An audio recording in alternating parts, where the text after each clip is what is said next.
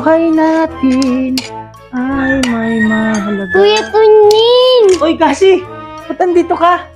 Ano pong ulam mo? Sinabuhan na isda. Wow, sarap naman po niyan, Kuya Tunying. Kumain ka na ba? Hindi pa po, Kuya Di Tunying. pa, halika, pasok ka. Sige, sige Pasok ka. Kuya Tunying. Pasok ka para sabay na sandali tayo kumain. Ay, naku talaga si Kasi. Dumalaw ka na naman. Halika, pasok ka.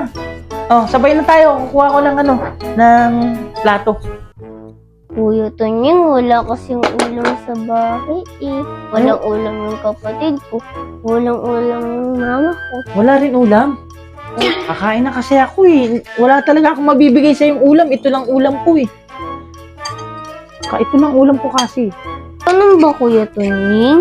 Oo, wala talaga akong mabibigay sa yung kasing ulam eh. Ito lang talaga ulam ko.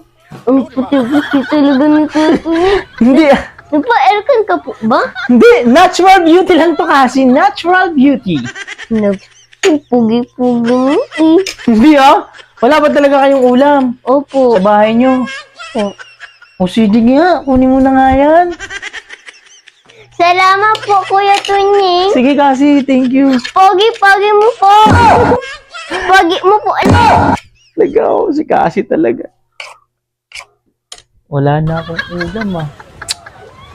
Ano kayang ulamin ko dito? Naisang pa ako ni Kasi. Ay, ito na lang ulam ko. Ba naman yun? Nautakan pa ako ni Kasi. Pwede na yung asin. Pero sabi ni Kasi, pogi naman ako eh. Okay na tong asin. Kahit walang ulam, basta pogi. Pogi naman ako.